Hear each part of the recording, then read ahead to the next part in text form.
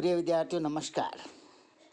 सम्राट पृथ्वीराज चौहान राजकीय महाविद्यालय भीम, कक्षा बीएससी प्रथम वर्ष, पेपर फर्स्ट, अकशेरुकी इन्वर्टिब्रेट्स। आज हम पढ़ेंगे केंचुए की शरीरवृत्ति, body wall of the earthworm.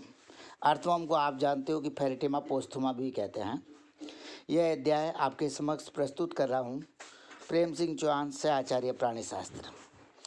Body wall of the earthworm, केंचुए की शरीर भित्ति का यदि हम अध्ययन करें तो इस शरीर भित्ति के बाहर की ओर क्यूटिकल की एक परत पाई जाती है। उसके नीचे एपिडर्मिस की परत होती है, जिसके नीचे इसका पेशी विन्यास पाया जाता है, और उसके नीचे सीलोमिक एपिथेलियम होती है जो पैराइटल पेरिटोनियम की बनी होती है।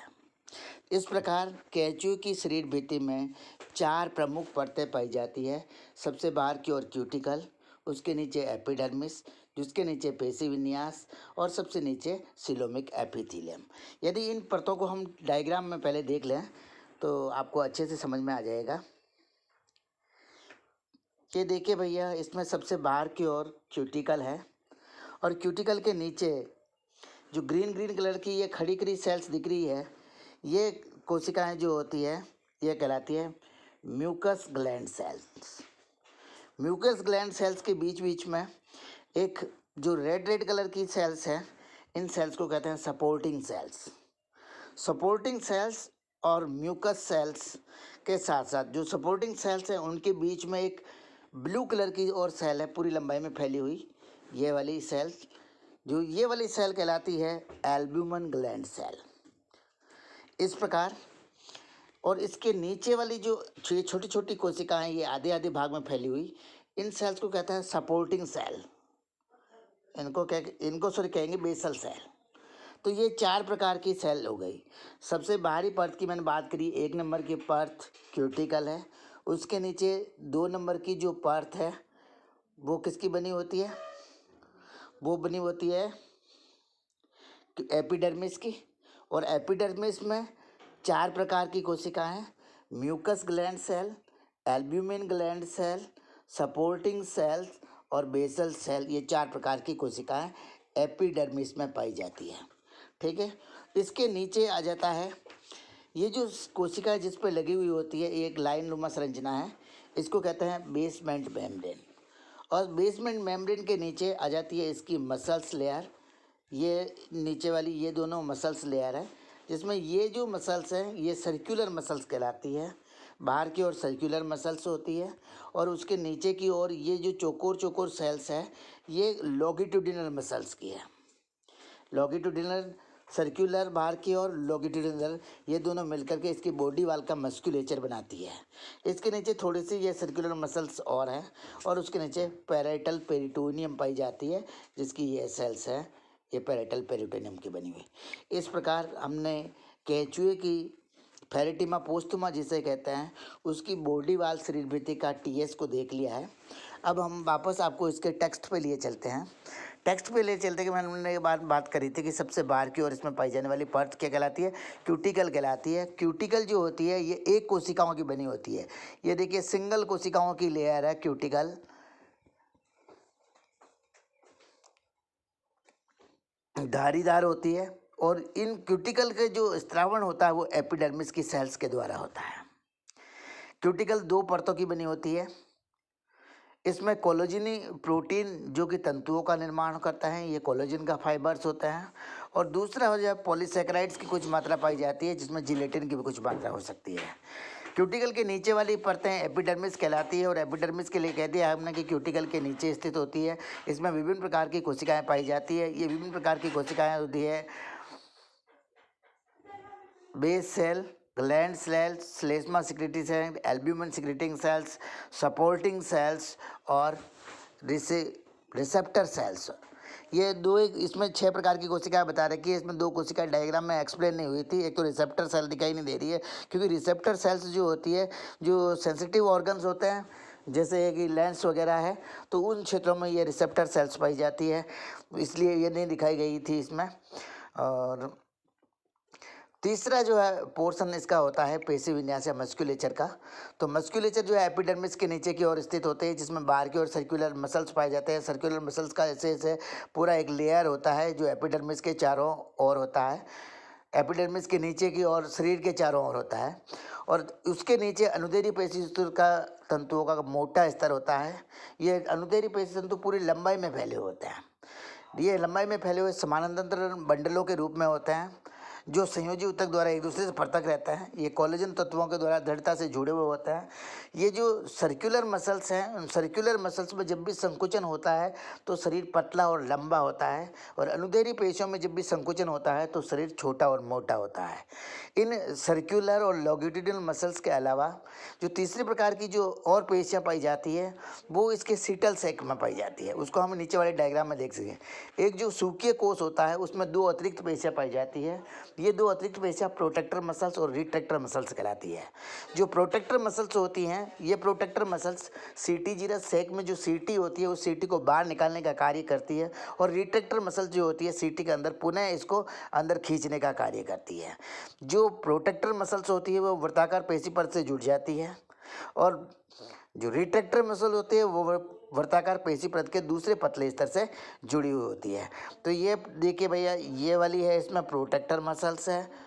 ये ऊपर वाली, एक मिनट, ये जो है ये है प्रोटेक्टर मसल्स, और ये जो है नीचे वाली ये रिट्रैक्टर मसल्स है। रिट्रैक्टर का मैं आर लिख देता हूँ और प्रोटेक्टर का पी लिख देता हूँ।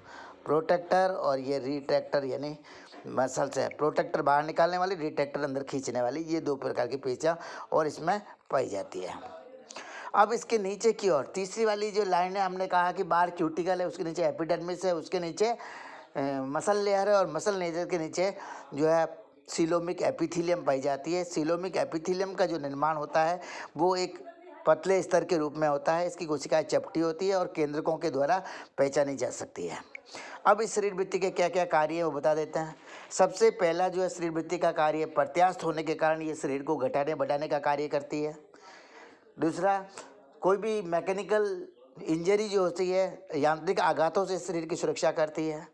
तीसरा, ये श्लेष्मा का स्त्रावण करती है।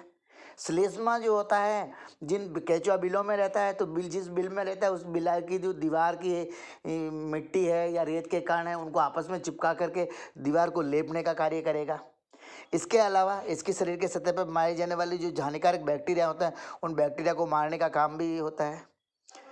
शरीर भित्ति में बाहर की ओर एपिडर्मिस है, एपिडर्मिस में रिसेप्टर सेल्स है। रिसेप्टर सेल्स उपस्थित होने के कारण ये सेंसिटिव हो जाती है, तो संवेदनाओं या उद्दीपनों को ग्रहण करने का कार्य भी बॉडी वाल करती है। सीट बॉडी वाल में पाए जाने वाले सूक जो होते हैं वो सूक को बाहर निकालने और अंदर खींचने के कार्य जो है प्रोटेक्टर और रिट्रैक्टर मसल्स के द्वारा किया जाता है, और इन्हीं सीटी के माध्यम से इसमें गमन होता है। तो ये बॉडी वाल जो होती है इसके प्रचलन में भी सहायक होती है। मस्कुलेचर जो है गति में सहायक है। ये आर्द्र और संवहनहीन होती है, इसलिए गैसीय आदान प्रदान हो सकता है। श्वसन में सहायक होती है। क्लाइटेलम में जो है ग्राविटियाँ पाई जाती है विशेष प्रकार की, जो एल्ब्यूमिन सिक्रेटिंग सेल्स है उनकी मात्रा अधिक होती है। तो जो क्लाइटेलम का एल्ब्यूमिन सिक्रेटिंग सेल्स जो होती है वो क्लाइटेलम पूरा का पूरा बाहर की ओर निकलता है, और बाहर निकलता है तो उस रंजना को अपन कोकून कहते हैं। कोकून में ही इसका फर्टिलाइजेशन और आगे का परिवर्तन होता है। इसलिए कोकून के निर्माण में और भ्रूणों का, कोकून में नया भ्रूण बनेंगे तो भ्रूणों के पोषण में यह सहायक होती है। तो ये सारे के सारे जो कार्य हो है वो बॉडी वाल के कार्य हो गए। पुनः फटाफट रिवाइज करा देता हूँ मैं। प्रत्यास्थ होने के कारण शरीर के आकार को घटा बढ़ा सकती है, यांत्रिक आघातों से सुरक्षा कर सकती है, शरीर की सतह को चिकनी बनाकर बिल को लेपने के लिए, हानिकारक जीवाणुओं को मारने के लिए, संवेदी एपिडर्मिस उद्दीपनों को ग्रहण करने के लिए, सूखों के प्रचलन के लिए, पेशी विन्यास गति में सहायक होता है, संवेदनहीन और आर्द्र होने के कारण गैसीय आदान प्रदान के लिए, और भ्रूणों के पोषण में सहायक है। ये सभी बॉडी वाल के कार्य है। अब हम जानते हैं कि जब हम एनेलिडा तक पहुंचते हैं तो एनेलिडा में आने वाले जो जंतु होते हैं वो वास्तविक सिलोमेट है। सिलोमेट सदस्य उनको कहते हैं जिनमें सीलोम पाए जाते हैं। एनेलिडा जंतु जगत में वह पहला संघ है जहाँ पर वास्तविक सीलोम की उपस्थिति पाई जाती है। सीलोम में भरा हुआ द्रव पदार्थ जो होता है वो सीलोमिक फ्लूइड कहलाता है। तो हमें इसके साथ में हम इसके सीलोम का भी अध्ययन कर देते हैं। सीलोम जो होती है इसमें वास्तविक प्रगुआ होती है। शरीर की भित्ति और आहारनाल के बीच में पाए जाने वाला जो खाली अवकाश है उस खाली अवकाश को हम सीलोम या प्रगुआ कहते हैं। इस प्रगुआ में दोनों तरफ से ये मेसोडर्म के द्वारा आश्रित रहती है और इसमें जो है अनेक सेप्टम पाए जाते हैं। एक सेप्टम होता है सीलोम में भरा हुआ द्रव पदार्थ सीलोमिक फ्लूइड कहलाता है। और सीलोमिक फ्लूइड के क्या कार्य है इसको हम पढ़ेंगे। सबसे पहले हम सेप्टा की बात करते हैं। तो जो प्रगुआ होती है एनेलिडा के सदस्यों में या केंचुए के शरीर में जो सीलोम में पाई जाती है वो सीलोम में अनेक पट पाए जाते हैं और इन पटों की उपस्थिति के कारण ये अनेक खंडों में विभाजित हो जाती है। तो इसमें इंटर सेगमेंटल सेप्टा पाए जाते हैं। उन सेप्टा की उपस्थिति के कारण सीलोम अनेक कक्षकों में या चैम्बरों में विभाजित होती है। प्रत्येक जो सेप्टा होता है वो सर्कुलर मसल्स का बनी हुई एक पतली परत का होता है और उसकी सतह पर प्रगुई एपिथेलियम जो है मडी हुई होती है। जो पहला जो सेप्टा स्टार्ट होता है वो पहला सेप्टा चौथे और पाँचवें खंड के बीच में स्थित होता है, पतला और झिल्ली के समान होता है। इसके पश्चात जो 5 सेप्टम है, ये 4 से 5, 5, 6, 6, 7, 7, 8, 8 और 9 ये मोटे और पेशी होते हैं। ये जो सभी 6 सेप्टा जो बने होते हैं, 5 + 1 6 सेप्टा जो बने होते हैं वो पेशी तिर्यक रूप से लगे होते हैं, आहारनाल की भित्ति पर फैले होते हैं। 8 से 10वें जो खंड होते हैं उनके बीच में पट नहीं पाए जाते हैं। उनके बीच में एक पट होता है और दूसरे का अभाव होता है और शंकुरूप पट्टों के रूप में संकुचन होने का शरीर का जो अग्रभाग होता है उनमें प्रचलन करने, बिल बनाने, टर्जिड या स्फीति बनाने का कार्य करते हैं। जो पहले 9 खंड जो होते हैं अर्थात 13 या 14 खंड तक पट जो होते हैं उन पटों में छेद नहीं पाए जाते हैं। 15वें खंड के पश्चात जितने भी पट बनेंगे उन सब पटों में जो है छिद्र होते हैं। इसलिए सीलोमिक फ्लूइड एक पट का दूसरे पट के माध्यम से जो आपस में विनिमय कर सकता है पदार्थों का। अब आता है हमारे पास सीलोमिक फ्लूइड। जो सीलोमिक फ्लूइड होता है वो सारे रंग का रंगहीन और दूधिया द्रव पदार्थ होता है। सारे रंग के रंगीन और दूधिया द्रव पदार्थ जो होता है इसमें अनेक प्रकार की जल, लवण और प्रोटीन उपस्थित होता है। जल, लवण और प्रोटीन के साथ में इसमें अनेक प्रकार की कोशिकाएं निलंबित रहती है। इनमें पाई जाने वाली जो कोशिकाएं होती है वो कोशिकाएं मुख्यतः 4 प्रकार की होती है और इन 4 प्रकार की जो कोशिकाएं होती है उन कोशिकाओं में सबसे पहली और बाहर की ओर जो कोशिकाएं होती है वो कहलाती है फैगोसाइट सेल्स। दूसरी होती है म्यूकोसाइट्स। तीसरी होती है सर्कुलर न्यूक्लिएटेड सेल्स और चौथी होती है क्लोरोगोजन सेल्स। जो फैगोसाइट सेल्स होती है जो सबसे बड़ी संख्या में होती है, ये अमीबॉइड प्रकृति की होती है। और इसके अलावा इसकी सतह पर अनेक प्रकार के वल्लन पाए जाते हैं। इसके अलावा एक कॉन्केविटी होती है इसमें और अंतर्गणित इसमें कणिकाएं पाई जाती है। ये जो पहली प्रकार की ये जो कोशिकाएं दिखाई गई है इस डायग्राम में, ये अमीबोसाइट भी कहलाती है, फैगोसाइट भी कहलाती है और ग्रेन्युलोसाइट्स भी कहलाती है। अमीबोसाइट इसलिए कहलाती है क्योंकि इनका आकार अनियमित प्रकार का है और ग्रेन्युलोसाइट इसलिए कहलाती है क्योंकि इसमें कणिकाएं या ग्रेन्यूल्स निलंबित पदार्थ के रूप में उपस्थित है। और फैगोसाइट्स इसलिए कहलाती है कि ये हानिकारक बैक्टीरिया को नष्ट करने का कार्य करता है, इसलिए इनको फैगोसाइटिक सेल्स कहते हैं। दूसरी प्रकार की कोशिकाएं म्यूकोसाइट सेल्स के हैं। म्यूकोसाइट्स कोशिकाएं जो होती है ये लंबी आकार की होती है, प्रवर्ध के रूप में निकली हुई होती है, लंबी आकार की होती है और एक चौड़े पंखे के समान इसमें प्रवर्ध होता है। इसके अलावा इसका केंद्रक जो है नीचे वाले सिरे की ओर उपस्थित होता है। तीसरी प्रकार की जो कोशिकाएं होती है वो सर्कुलर न्यूक्लिएटेड सेल्स कहलाती है। ये सर्कुलर न्यूक्लिएटेड सेल्स है, जब मैंने लास्ट में राइट लगाया है। सर्कुलर न्यूक्लिएटेड सेल्स जो होती है गोलीय आकार की होती है। इसका जो केंद्रक होता है वो एक तरफ स्थित होता है और ये रुधिर कणिकाओं के समान होते हैं। इनका जीवद्रव्य जो होता है बिल्कुल साफ्ट होता है। और चौथी प्रकार की कोशिकाएं जिन्हें पीली कोशिकाएं या क्लोरोगोजन सेल्स या येलो सेल्स कहते हैं वो पाई जाती है। ये आकार में छोटी होती है। इसमें आयोडीन विलयन से इनको स्टेन किया जा सकता है। इनका रंग पीला होता है, इसलिए इनको क्लोरोगोजन सेल्स कहते हैं। तो ये 4 प्रकार की कोशिकाएं सीलोमिक फ्लूइड में पाई जाती है। अब बात करते हैं सीलोमिक फ्लूइड के क्या क्या कार्य हैं। तो सीलोमिक फ्लूइड के जो कार्य को देखें तो सबसे पहला कार्य टर्जिडी उत्पन्न, स्फीति उत्पन्न करना या टर्जिड उत्पन्न करना, जिसके कारण ये प्रचलन में सहायक होता है या बिल बनाने में सहायक होता है। दूसरा, एक प्रकोष्ठ से दूसरे प्रकोष्ठ में इसके प्रभ्रमण के सहायता शरीर से पचे हुए भोजन का वितरण हो सकता है।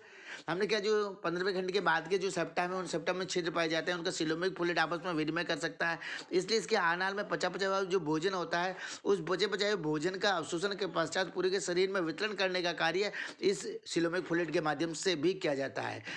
इसके अलावा ये प्रस्थ छिद्रों में छिद्र पाए जाते हैं, उन छिद्रों के माध्यम से डोर्सल जो पोर्स होते हैं बॉडी वाल में, उन बॉडी वाल के डोर्सल पोर्स के द्वारा ये बाहर निकलता रहता है, जिससे केंचुए की पूरी जो बॉडी वाल है वो न गीली या नम बनाए रहती है, और गीली और नम त्वचा जब होती है तो वो वातावरण से ऑक्सीजन को विनिमय के माध्यम से शरीर में पहुंचाकर श्वसन की क्रिया को सुगम बनाती है।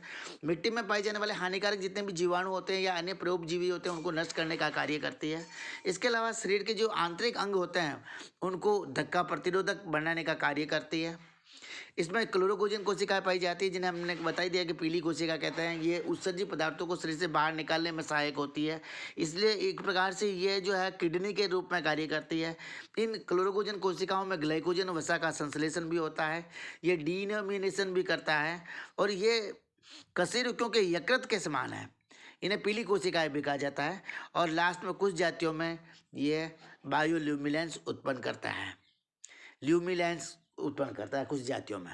तो ये क्लोरोकोजन कोशिका के बारे में वृक्क के समान निकल गया, तो यकृत है, जैसे वृक्क के जैसा कार्य भी करती है, उत्सर्जन का कार्य भी करती है, इसलिए ये कशेरुकी के यकृत के समान है, क्योंकि यूरिया निर्माण का कार्य तो कहाँ यकृत में होता है, और उत्सर्जन है वृक्क के माध्यम से होता है। तो ये सारे के सारे कार्य इसके सिलोमिक फ्लूइड के द्वारा भी किए जाते हैं। अब बात आती है कि आज का हमारा अध्याय तो यहीं समाप्त होता है। अब बात आती है असाइनमेंट के, गृह कार्य के। तो इसमें से जो मुख्य मुख्य प्रश्न बनते हैं वो इस प्रकार है। पहला, केंचुए की शरीर वृद्धि का नामांकित चित्र बनाते हुए इसका वर्णन कीजिए। तो इसमें बॉडी वाल का आपको डायग्राम बनाना है और उसका वर्णन करना है। दूसरा क्वेश्चन है, शरीर वृद्धि के क्या क्या कार्य हैं। तो शरीर वृद्धि के 8 कार्य हमने ऊपर बता ही दिए हैं। पहला, ये प्रत्यास्थ होती है, यांत्रिक आघातों से सुरक्षा करती है, श्लेष्मा का स्त्रावण करती है, जिससे बिल को लिपने का कार्य है, हानिकारक जीवाणु को नष्ट करने का कार्य होती है, संवेदी कोशिका पाई जाती है जो उद्दीपन को ग्रहण करती है, सूंघ के चलाने में सहायक है, जो गति में सहायक है, बॉडी विन्यास जो होता है खुद गति में सहायक है, गैसीय आदान प्रदान करने के लिए, और क्लाइटेलम के द्वारा जो क्या एल्ब्यू कुकुन बनता है जो भ्रूण के पोषण में सहायक होता है। ये शरीर वृद्धि के कार्य है। फिर बताया जाता है कि केंचुए के जो है सिलोमिक फ्लूइड में उसमें कौन कौन सी कोशिकाएं पाई जाती है। तो आपको बताई दिया कि केंचुए के जो सिलोमिक फ्लूइड है उसमें 4 प्रकार की कोशिकाएं पाई जाती है, फैगोसाइट, म्यूकोसाइट, सर्कुलर न्यूक्लिएटेड सेल्स और क्लोरोकोजन कोशिकाएं पाई जाती है। उनके कार्य वगैरह आप बता देंगे। और चौथा क्वेश्चन जो है, केंचुए की प्रगुहा में पाई जाने वाले जो प्रगुही द्रव यानी सिलोमिक फ्लूइड है उसके क्या कार्य है। तो सिलोमिक फ्लूइड के 7 कार्य आपको बता दिए हैं। प्रचलन है, भोजन का परिभ्रमण है, और गैसों का विनिमय करके श्वसन में सहायक है, हानिकारक बैक्टीरिया को नष्ट करती है, या आंतरंगों के आरक्षण का कार्य करती है, या प्रतिरोधक आवरण बनाती है, क्लोरोकोजन कोशिकाएं उत्सर्जित पदार्थों को बाहर निकालती है, और कुछ जातियों में ये संदीप्ति उत्पन्न करनी है। ये 7 कार्य हैं। इनके माध्यम से आप क्वेश्चनों को सॉल्व करके हमें वापस भेज सकते हैं, ताकि व्हाट्सएप पर हम इनको चेक करके आपको फीडबैक दे सकें। धन्यवाद। Thank you for watching this video. Have a good day.